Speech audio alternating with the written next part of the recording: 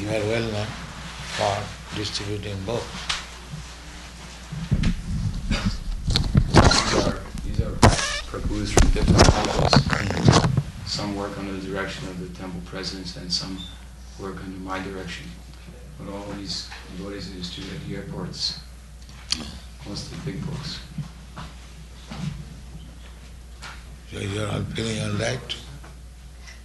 Huh? Is there any difficulty? Feel satisfied? No, sure. Hmm? Increase very blissful. That's fine. That is want. You are expert Mridanga player. I have seen his plays very nice. Sometimes when we go to the temples, they ask us to give a class, Sankirtan class, book distribution techniques. We tell them that before you can take any techniques, first you must follow the principles and study the books. That is real technique. Our only technique is to be very devout followers of the rules and regulations.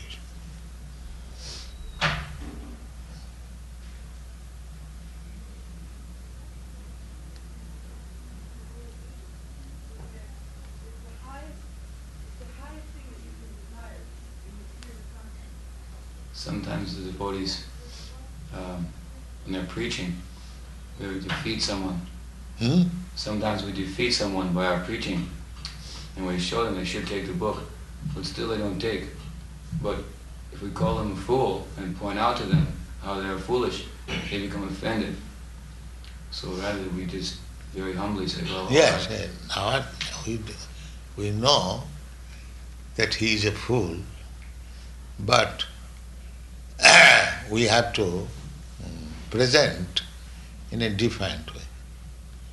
We shall say that there is nobody as learned as you are. In this way, just make him puffed up. And then you say humbly, my only humble request is that whatever you have learned, please forget.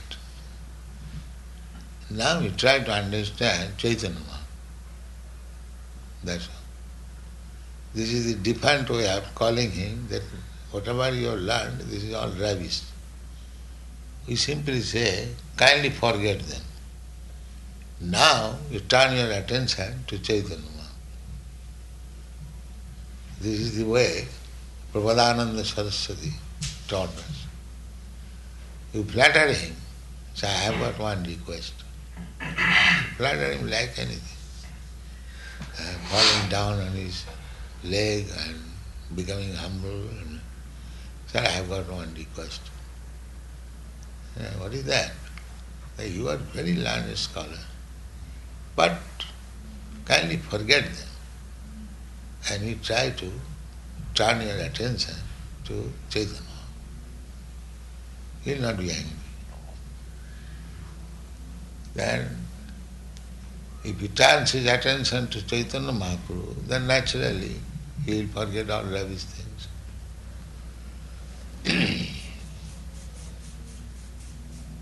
We've been trying more and more, Srila Prabhupada, to make our techniques of distribution more honest and straightforward, not to cheat so much as some of these methods in the past. No, the thing is that Krishna's service is so sublime that even if we cheat, you are not culprit.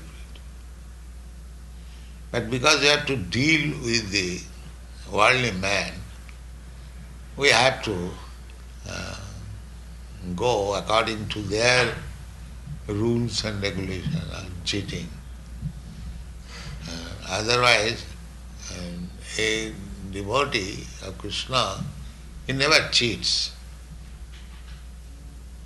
He never cheats. Whatever he does, just like a mother says to his child, my dear child, if you take this medicine, I will give you this laglu. The child is diseased, he will not be able to digest laglu. but the mother sometimes cheats him. And when he takes the medicine, the laglu is not delivered. And similarly, sometimes we have to say so many things very pleasing to him, but our business is that let him take this medicine. That is tactics. And that is not cheating. If the mother helps the child in drinking medicine and then afterwards she does not supply the laglu, that is not cheating. Somewhere or other, and that is the instruction of Rupa Goswami, Jena tena prakarena manah Krishna nivesa. Somehow or other, let everyone be Krishna conscious. There is no question of vidhi nished. Sarve vidhi nishedasu etayo reva kinkara. The other rules and regulation will act as servant. But the main business is to bring one to Krishna consciousness. That is the main business. We are not meant for cheating anyone. We have no business. But to lead one to Krishna consciousness, we may say something sometime. So that is not cheating.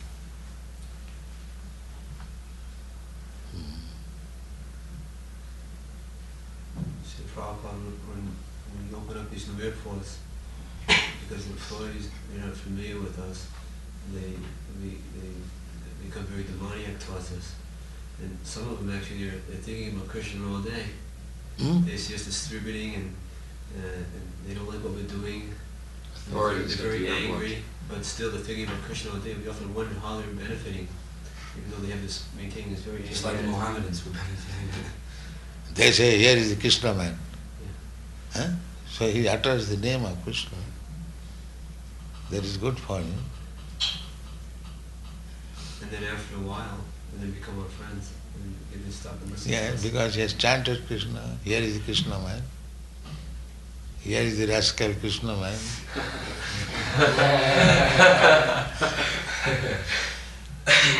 We found one policeman at the Atlanta airport who was always harassing the devotees, trying to stop them.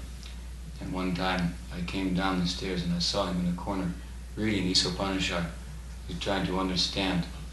They know that we have some knowledge. They're just envious of our success. They want to find out, what is this Krishna consciousness about? They don't want to admit that they want to know. Actually, everyone wants to know about Krishna. Yeah, He said that everyone is hankering for these books. So he read that Isha Upanishad. Yes, they're trying to understand. Then? He does not harass us so much now. So we have to do like that. Here everyone is demon. Everyone. Demon means they are busy for sense gratification. That is demon.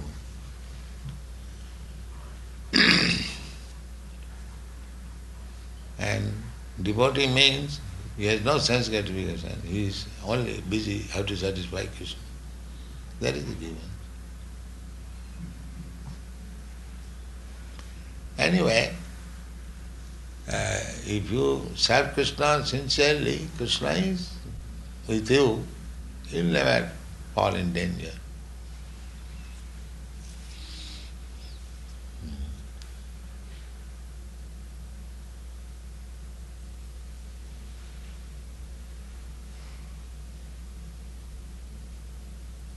Sometimes the devotees question, what is the best book to distribute?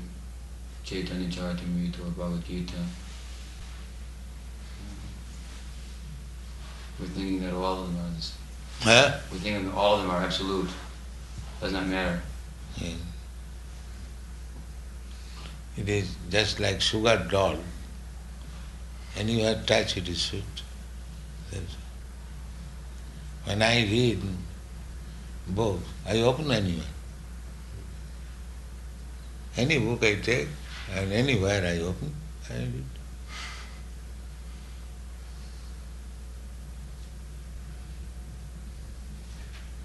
Sometimes we feel like, I know myself personally, when I'm distributing like second volume of Chaitanya Charitamrita, I had this doubt, this feeling that you know, it's sometimes hard for me to understand Chaitanya Charitamrita, and I feel like the karma, he will open the book, he will look into it, and he will become offended because he won't be able to understand hardly a word of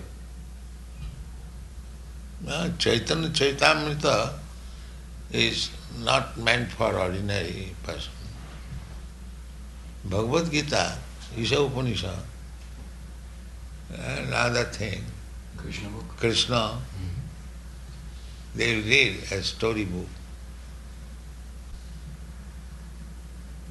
The Krishna trilogy is selling business. Yes.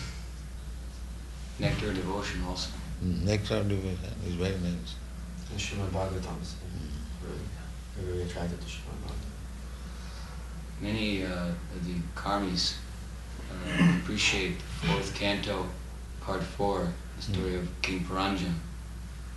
They understand that. There's many psychologists at the airport. I would attract them by giving them that particular volume and saying how this deals with the psychology of the conditioned self. And they were attracted in that way. Yes, it is very nice. Puranjan. His city, his gates, very insane. Sometimes we are very encouraged because we find people, they come back to us, they say, I've gotten this volume, and I'd like to have the first part, or I'd like to have the second canto. I found that in the army base among the soldiers. I wanted to distribute it in an army base with the soldiers, and one man saw me, and he came up and he says, can I have the second canto? I like the first one so much. It's enlivening for us. Sometimes they come and demand. More books. Yes. That is good. Sometimes they want 3 or 4 or 5 at a time. One boy, Charlie Prabhu and I were distributing to him. First he distributed one to him, then I saw him coming down the hall and I approached him again. Same, 5 minutes later. I said, didn't you get the storybook, Krishna book? You got the philosophy book, Srimad Bhagavatam, now take the storybook, Krishna book. And he took Krishna book, and then Chardeshna came up and we distributed 2 more books to him. So, when they take Krishna trilogy, they take set. 3? Usually 1, just 1. It is closed? Yes, Draft it's closed, but it's drafty. So when we give them big books, we also give them one Back to Godhead magazine. Help them understand. We say, read the magazine first. Come to one of our centers when you have questions. So that way we're distributing many big books and many Back to Godhead magazines also at the same time.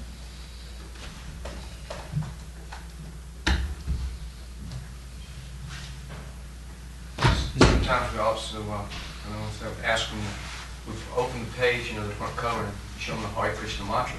Say, you just simply chant this mantra, you'll be able to understand these books in a much higher way. Actually, that is fact. His heart becomes clean to take up.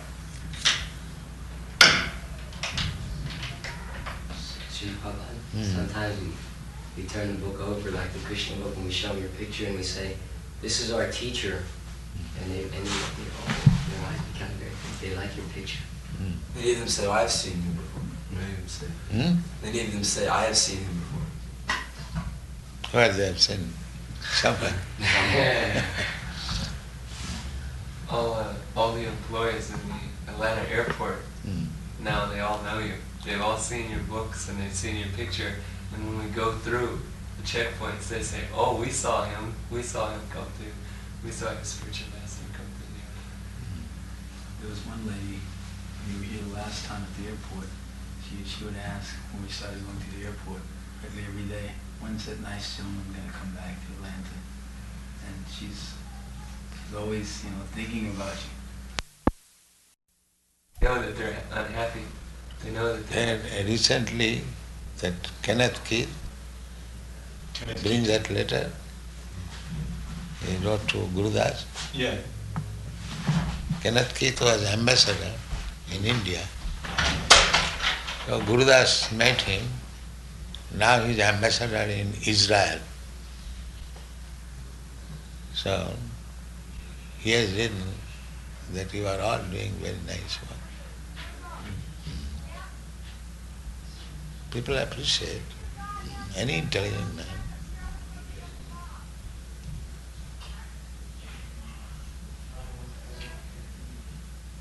For one period of 2 or 3 days, we were going to the airport, and simply, this was during the whole controversy about cheating and the honesty and that controversy. So we just went and we just started preaching. And we actually didn't find that much of a diminution in the sales of the literatures. In fact, one time, a couple of us went out in dhotis, even to the airport, without wigs or anything, for a weekend. And we still did nicely. It was a little more difficult. They weren't so, some of them weren't as warm. But we're finding that businessmen, they can be convinced by just preaching. Read it. Dear Guru Das, thank you for your letter of January 2nd and for your continued prayers for me and my work. As you perhaps do not know, I am now ambassador to Israel. I have been in the United States for a couple of weeks, but have not been able to arrange for any free time in which I could meet with you, and have not been on the West Coast or at any point except Washington and New York. I hope it may be possible at some future time for us to get together, since as you know I have great respect for you and your associates who serve the Lord according to your faith and perform many good deeds in these hectic days. Warm personal regards, sincerely, Kenneth Keating.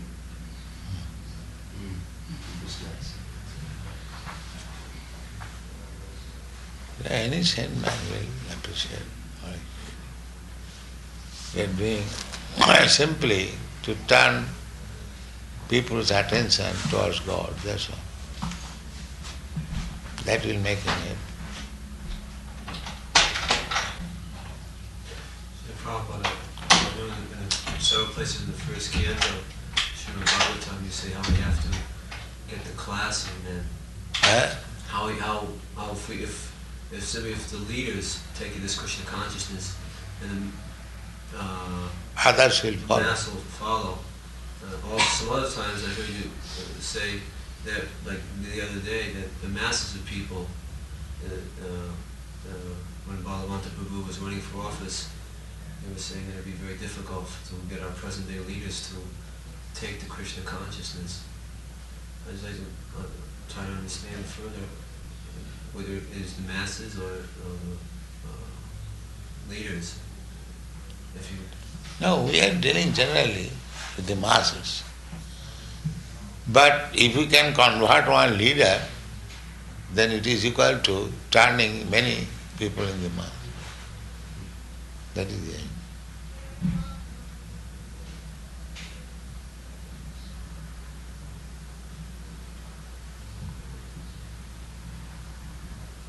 Somewhere or other we are doing Krishna's service. Either you serve the mass or the leader, it doesn't matter. Your service is recognized.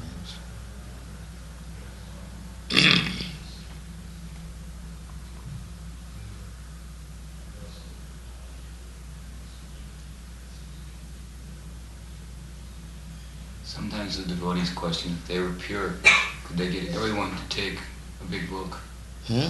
Sometimes the devotees question if we were pure, we could get everyone to take a book. It's simply our fault that we're not pure enough, that we can't get everyone to take a big book. Or is it just that we can engage everyone, we can't get everyone to surrender completely? Well, that is also a devotional attitude. Just like Chaitanya Mahaprabhu said that I do not love Krishna. So that if I would have loved, then I would have died without his presence. But I am living now. Therefore I have no love for Krishna.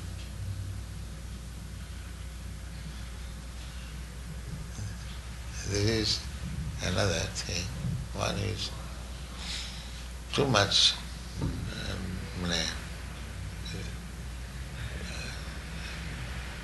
addicted to the service of Krishna. That is very good sign.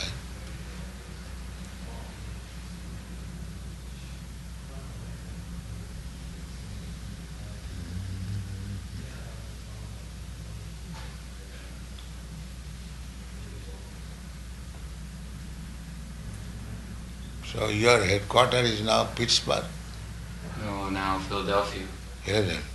Yes. In Panuga zone. Here we distribute. In the Philadelphia University, I think, there was one Mr. Norman Brown. Temple. Huh? It's a Temple University. Not Temple. No? Philadelphia. Temple's in Philadelphia. There's one called University of Pennsylvania in Philadelphia too. Is the one that took your nectar of devotion? Hmm? The one that took your nectar? There was a No, that is Temple University. There is another university, I think Pittsburgh University University. of Pennsylvania in Philadelphia. Yeah. They call it Penn. In that university, there is one professor, Norman Brown. I met him, he is very nice.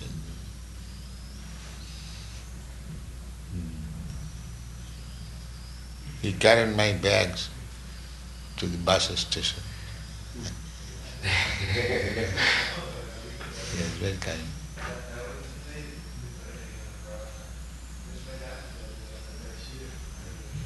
His father was a clergyman in India, so he was born in India.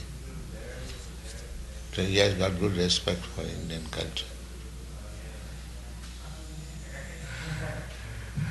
Is that when you went to speak in Philadelphia? Is that when you were speaking in Philadelphia then? Hmm. And that was when Nikolananda was there. Didn't you speak in his class Nikolananda was in New York. at that time? He is now dead. Yes, I think so.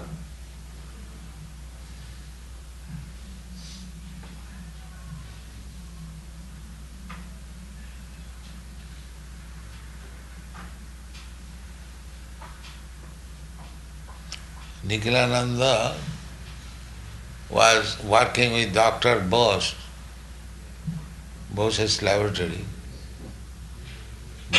And before my joining, it was disclosed that I was also, Dr. Bose had one department, he was in charge.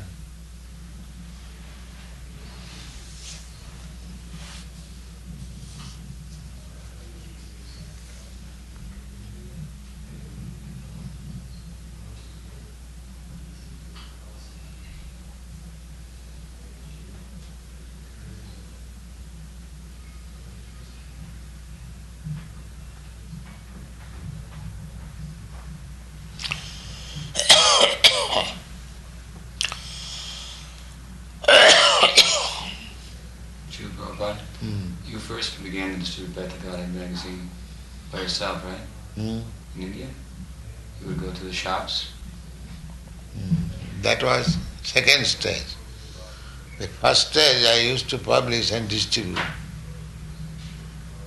As Grihastha, I did not mind whether one page or not, I was distributing. So I was spending about 400, 500 rupees. I did not care if one page or not, I was distributing. Then when I retired, left home, I was publishing and distributing myself to get subscription.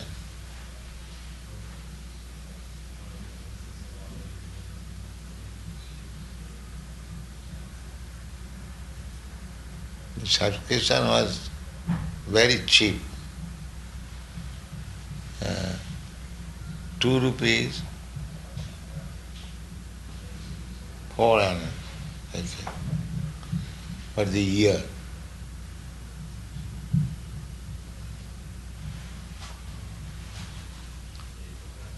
2 copies per month. Just like you publish the Harmonist, like that.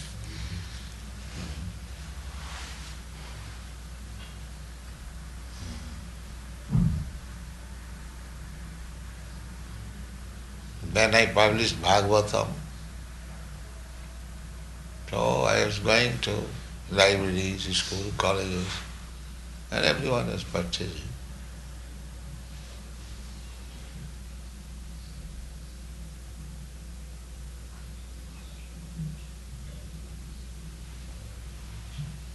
My Bhagavata was being purchased by your Congress library. In Delhi they have got office. So there was standing order, 18 copies of my book as soon as they published.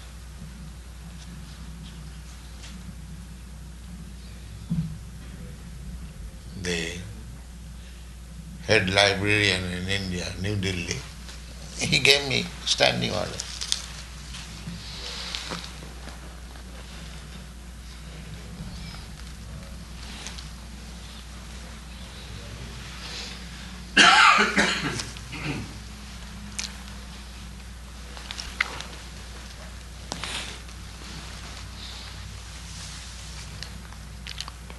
Dallas is very cold? No, like this. Dallas is warm. Warm. Oh. Probably warmer than here. New York is cold. Yes.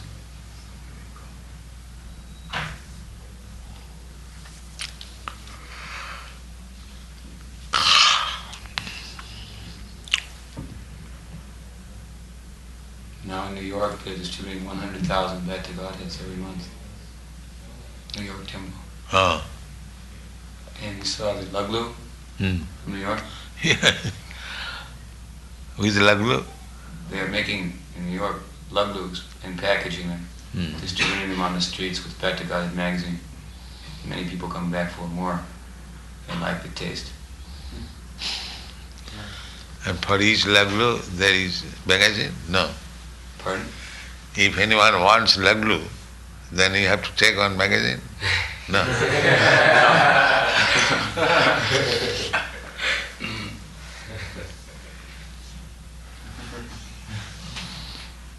One Luglu presentation for one magazine.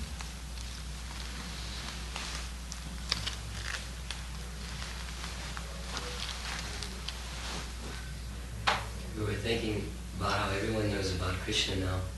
See, they all know in the United States, they didn't know before, but when they see this little picture on the book, they all know that is Krishna. You have in the book and you say, we're passing these out, they say, oh, that is Krishna. See, so it's so successful that everyone has learned about Krishna. Oh, as soon as they see the picture, they understand it is Krishna. They see the picture of Krishna or the name and they think of the devotees chanting. Oh, by seeing you? No, when they see the book, they think, oh, the Hare Krishna devotees, I saw them on the street. When they see a picture of Krishna or the book, they think of the devotees chanting. Sometimes, Srila Prabhupada, people travel from one airport to another, and they'll get a book in Chicago, and then they'll come to Atlanta, and we'll approach them to give them another book, and they've already gotten one book in Chicago, and they ask, how many of there are you around the world? Because everywhere they go, in every airport, they're getting books. So they think that there must be millions. They think that there must be millions of Hare Krishna devotees because everywhere they go, they're being approached to take a book.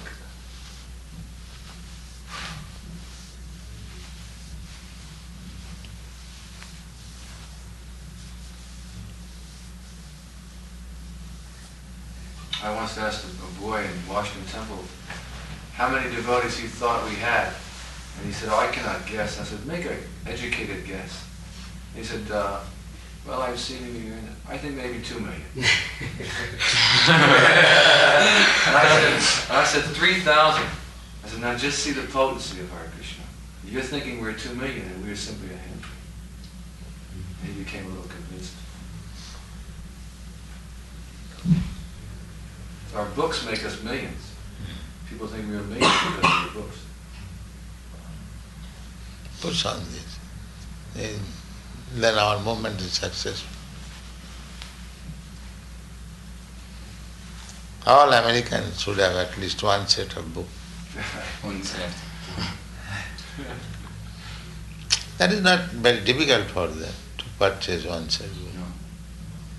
But it will be a good asset for them if they keep and see sometimes.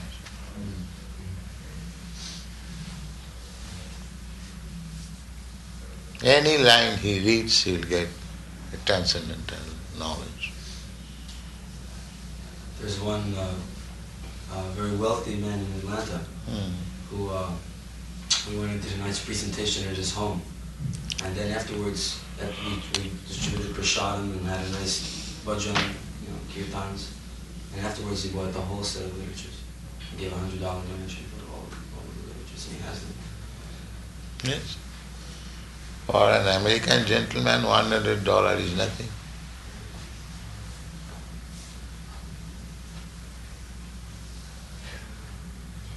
One night before in the airport, he was a soldier boy.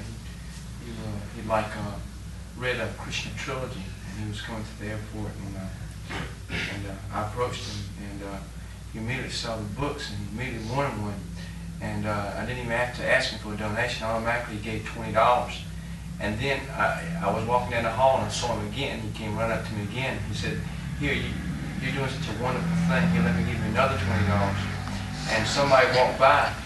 Somebody walked by as I was giving him another book, and they said, "Don't take that book. It's a rip-off. These people are trying to rip you off, And he said, "They don't know what they're talking about. They don't understand. They don't understand." And then after that, he walked up to Chardeshwar Babu and gave him another $40. Actually, he gave something like $70 and $65 to $70 in the airport just because he'd read one trilogy. Just like in the book, the trilogy, or the Krishna book, it says anyone who reads this, he'll become a devotee. Yeah, that's a fact. And Anyone who reads that book, he will become good. And a year ago, in a mall in Pittsburgh, because I stay at the Pittsburgh Temple, I gave a big Krishna book to a... Yeah, George has become. Pardon? George Harrison. George Harrison? He has become a devotee of Krishna. Yes. He's living in the temple? No. He, not temple, but he chants always. He is keeping one Jagannath within the bed. He showed me the night before. Case he saw me in Vrindavan.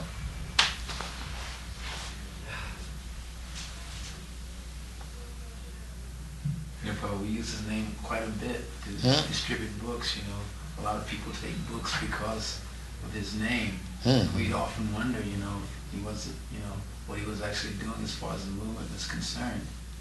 He has got his foreword Yes. in the Krishna book. Now each one follows the line. So we always show them that. They're very impressed. Especially hippies, students, college students. Like Krishna says, what the big men do, the common men follow.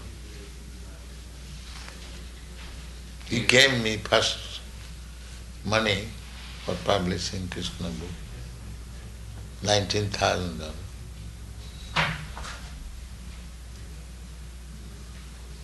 He's a good boy. He's a good boy and he has got good regard for me.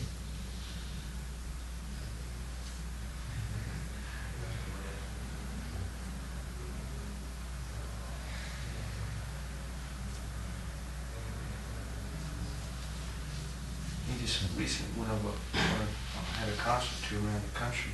He just recently went on a concert tour around the country, and he was having the young people chant Krishna's names in the concert, and caused the concert to many books were distributed. Unlimited. Oh, he sang Krishna, I've forgotten that record. Yes.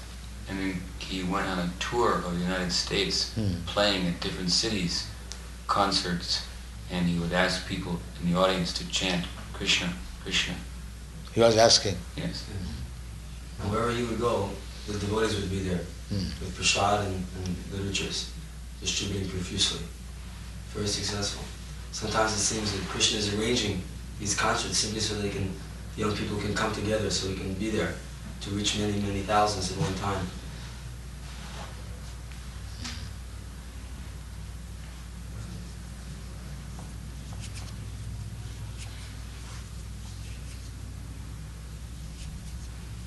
Krishna is all attractive.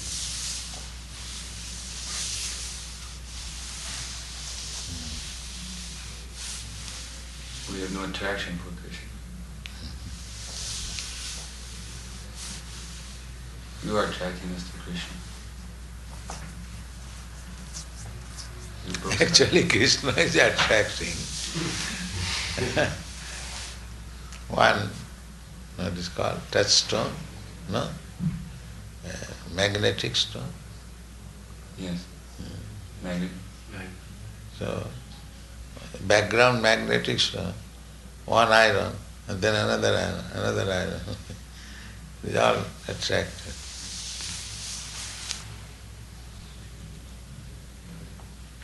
We're becoming happy by distributing your books. Thank you. It is Krishna's book.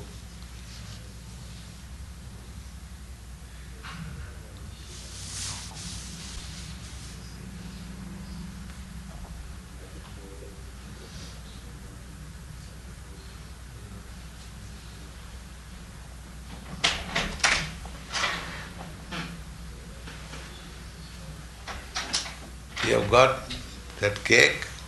Yeah. Give them.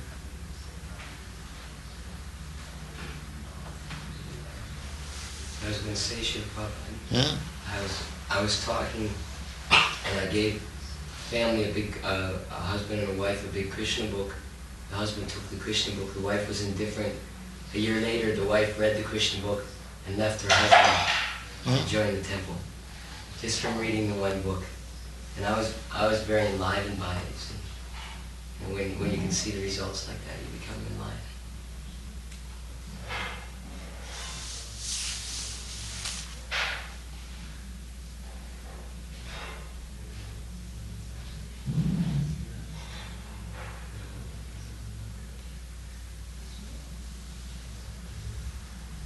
Just by distributing your books, we can become self-realized. Just by distributing your books, we can become self-realized. Well, you are already self-realized. Otherwise, how you can push on the books? You love Krishna, therefore you are taking so much labor for pushing on. And that is self-realization.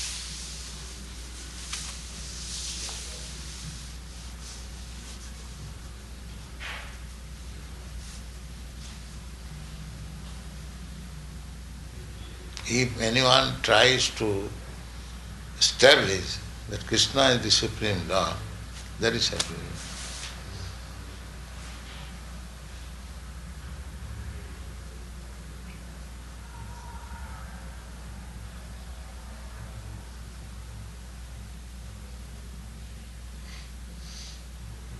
Sometimes the devotees ask if they can take birth again distributing books for you. Very good. Pardon? Very good. Yes. That is real devotion. A devotee does not want to go to Vaikuntha or any liberation. They are satisfied with the service. That is pure devotion. And distributing books for the benefit of going to Krishna, that is selfishness. But I want to simply distribute the books without any remuneration, without any my personal, that is pure devotee.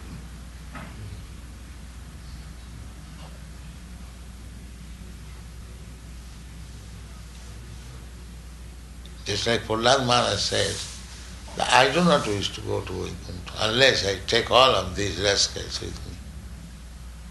And that is pure devotee.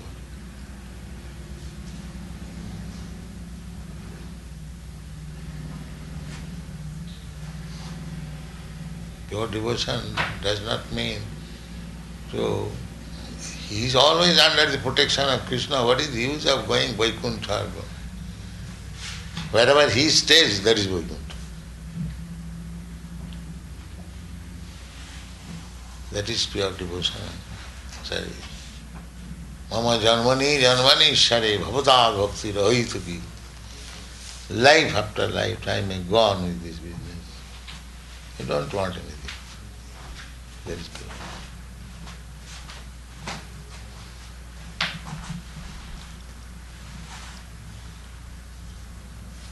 Understood?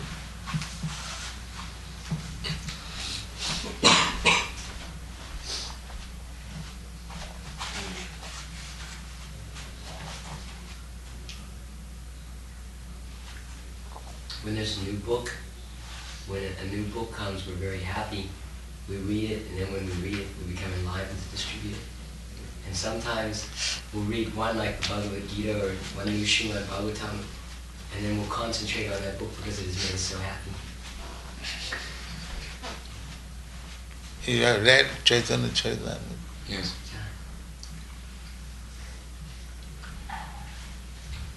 We study Srimad Bhagavatam in the morning and Bhagavad Gita in the evening. And then in the day, we read Nectar of Devotion, Chaitanya Charitamrita, and Krishna book at night. All the devotees It are never reading. becomes old. No. Yeah. Sometimes, Srila, when we give someone a book, we tell them that there's 80 volumes, and only 10 published. They're amazed. They're amazed that there's so many books.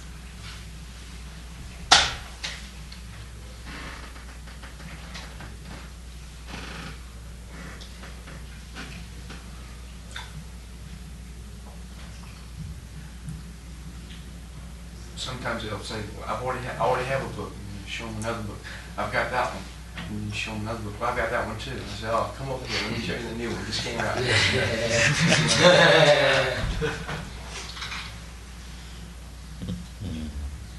This is this boy's son.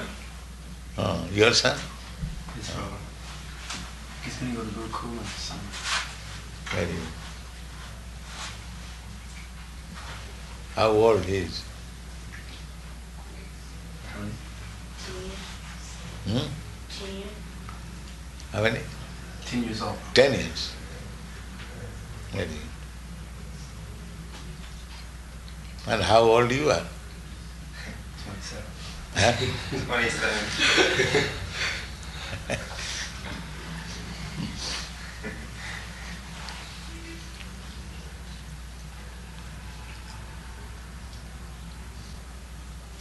Sometimes young father and children, we say jokingly, Baap beta dui bhai, father and son, two brothers.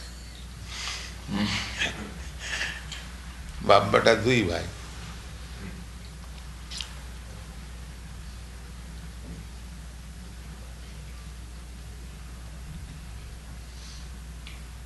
In India there are many fathers.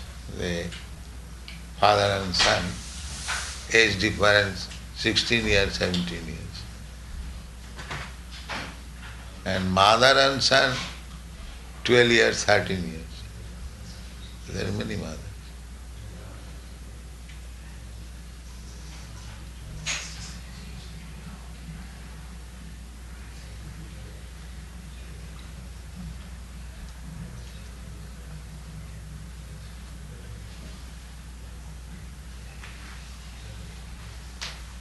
You have got one son? I have a daughter also. Hmm? I have a daughter also. Ah, younger than him? What is that? These are some things that some guests wanted me to give to you. I told them I would give 1 minute hat for you. What is this? This is a Cap? hat that one of the guests made for you. One temple guest. And they painted this picture.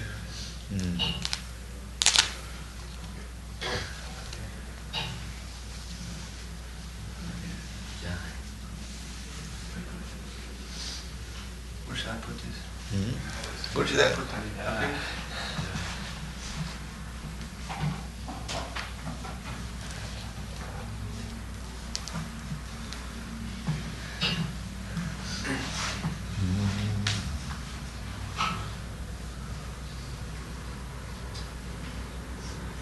Pencil? This is pencil. Yeah, pencil or watercolors? I think it's watercolors.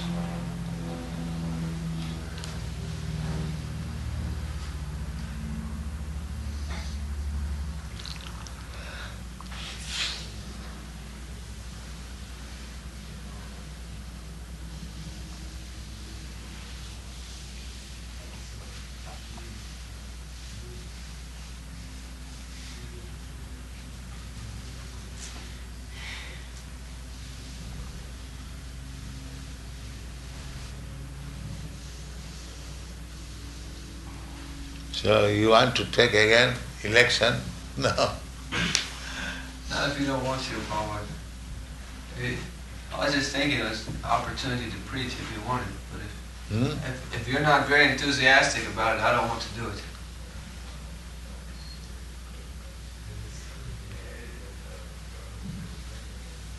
No, I am enthusiastic, provided you don't want money. I think we can get our own. I can get the money. It doesn't have to cost very much. Only thing we would need is maybe two men to help, and we can. It won't cost, and only for 2 or 3 months out of the year. Then you can do it. Sure. It makes you well known in the city. Yeah. Then and you get the opportunity of criticizing demons. That is, This boy is Bhakta Doug, and he was a personal secretary of Maharishi for 2 years. Oh. Traveled all over with him. And one day, he was a very good student, and one day Maharishi said, if you really want to know the highest truth, it's Krishna consciousness. And then he left, and he's kind of enjoying it.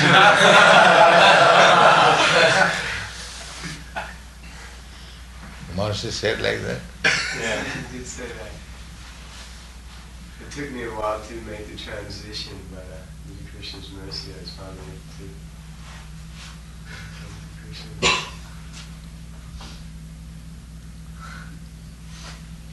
Maharishi must have read one of your books. Huh? Maharishi must have read one of your books. He has read my books. He must have, if he said that Krishna consciousness is the highest truth. How else could he know but reading your books? One time we were in Orlando, Florida.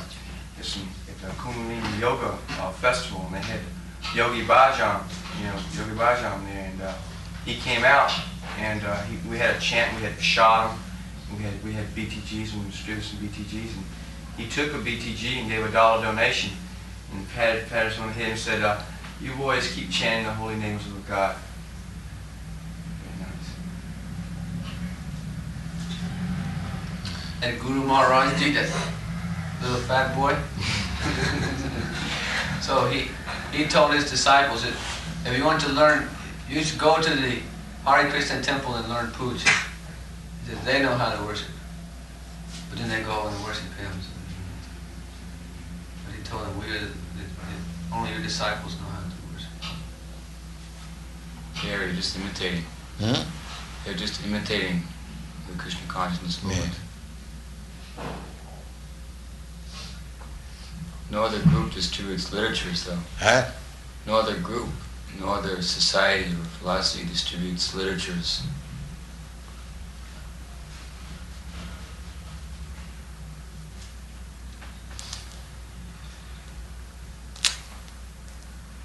Guru Maharaji, they published one magazine for some time with his devotees. They went out and distributed short time, but they couldn't have no taste for continuing the distribution, so it has stopped now. Artificial. Yes.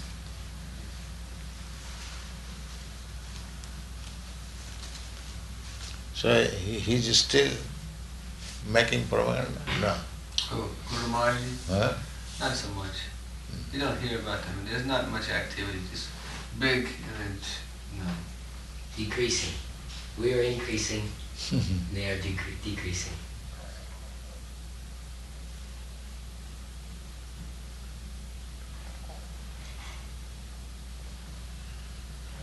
The Christians sometimes are distributing still. Sometimes the Christians are distributing papers still at the airports. We invite them to come and take prasad with us every day. They come? They're reluctant. Some, one or two come.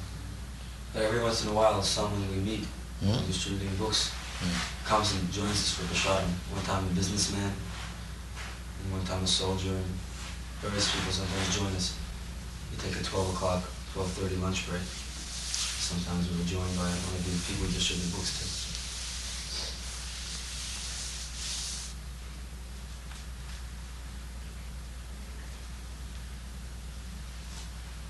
When you were with Maharishi? Why was I with Maharishi? Oh, yeah. When?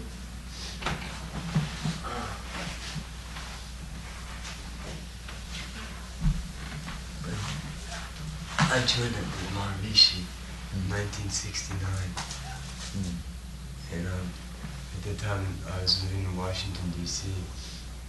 And his national director came, gave a lecture, and I started. They said they needed some help because they didn't have a senator, so I organized a movement out of my parents' house. I had the center and I established lectures on all the colleges and started the movement there. And then they finally sent some full-time teachers. And they established a center there. And then I started to go be with Maharishi at his different courses and doing extensive meditations for long periods of time. And then eventually he formed this committee. This is in 1971, 72. He started to form a college called MIU, Maharishi International University. And he started to invite educators, and he wanted to. And he also had this pundit with him, Brahmashi. MIU means Maharishi? Maharishi International University. Oh. And so he started to formulate a curriculum. He was trying to present Vedic studies in Western terms. And so he formed this council, the executive, called his executive council. It was called 108, and he didn't have 108 people, but this is what he called us. 100? 108. He called it the 108, but the official term was the executive council. And that's when I was with him and had his association. How many students are there? How many students do his meditation? No, in the university? In the university? I haven't been with him in a year and a half, but they recently bought a college, and they have a part of the college in Santa Barbara, the University of California there. So they're pretty well established educationally, but it's losing its potency. Actually, I think it's actually reached its peak and left, because when I was with Maharishi also, I noticed that it seemed a lot of his potency seemed to diminish, his charisma over the years. He seemed to, he'd get more and more depressed that people weren't actually reaching the states that he was talking of. It didn't seem like he was satisfied with the advancement people were making. And certainly he wasn't answering the questions, because all that time I was asking him who was the highest truth. And he even when he talked to God, I would say, who is God?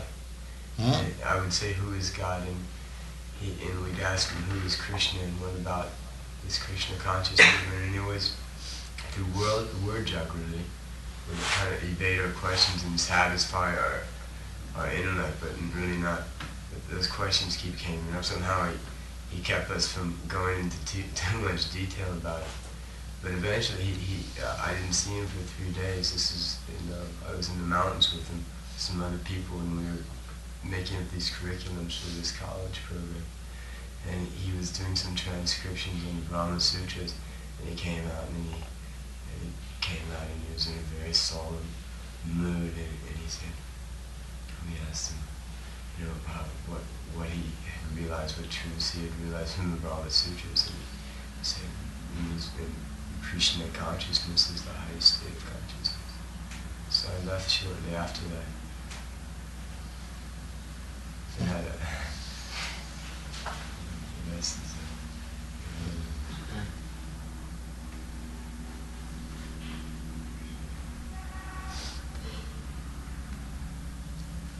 I feel that I could have been chanting all those years, making some progress.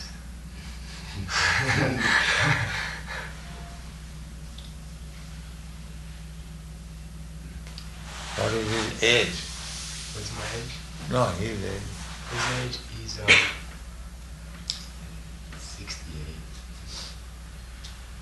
Old man. He's old.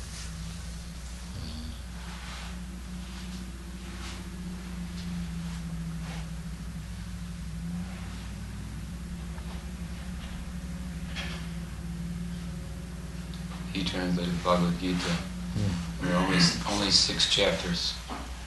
Actually, it's interesting about that, because he finished the whole Bhagavad Gita, and he put out these first 6 chapters in a really,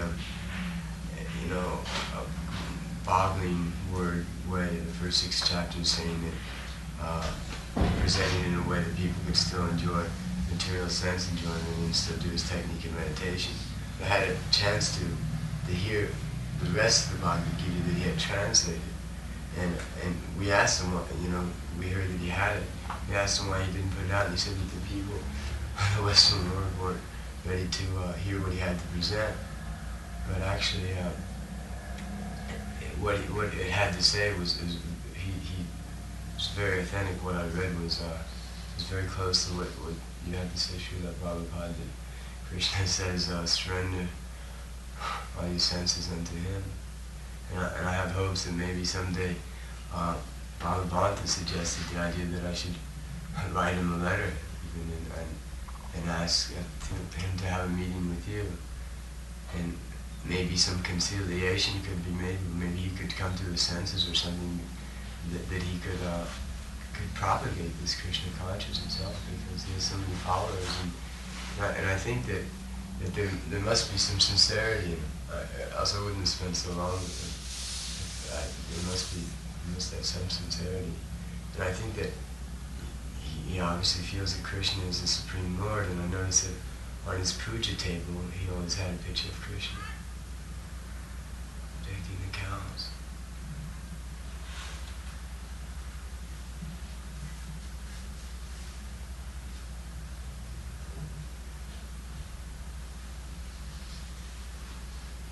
Instead of asking him to preach, you preach. He has already enunciated a type of formula. It is very difficult for him to change.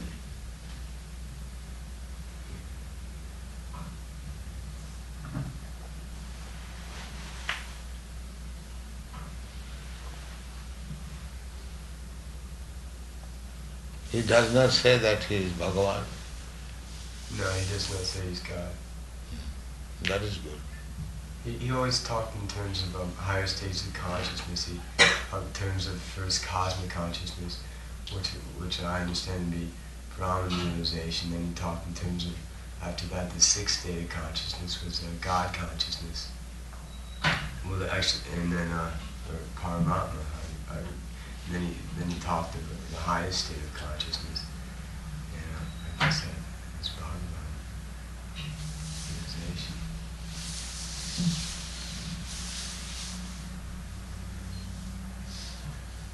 But he completely steers away from putting any type of limitation on people's sense control at all, and this is what I have a hard time understanding.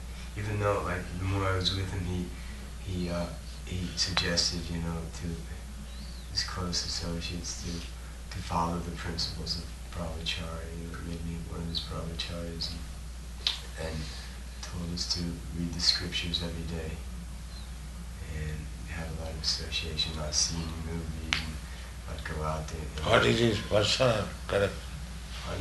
He is observing celibacy, or as far as I'm concerned, he's been celibate for an awful long time, and he had his master.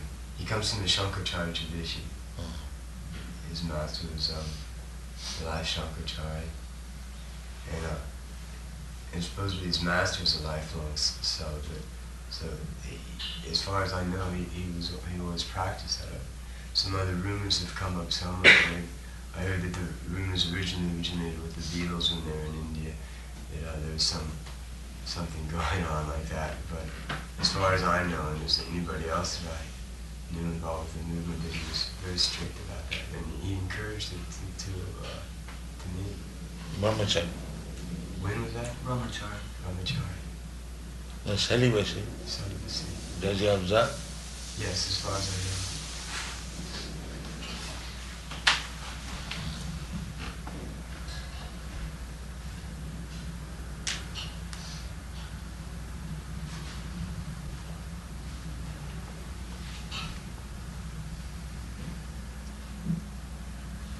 Donadar who told me that he has a doctorate, a degree in some science, physics, doctorate in physics.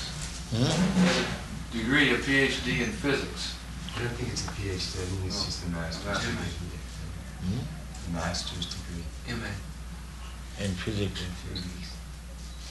His master told him to finish school before he could join up with him.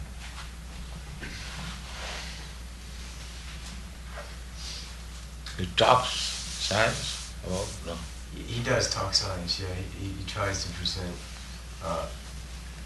Vedic ideas, what he says are Vedic ideas in scientific terms, so that people of the West will understand.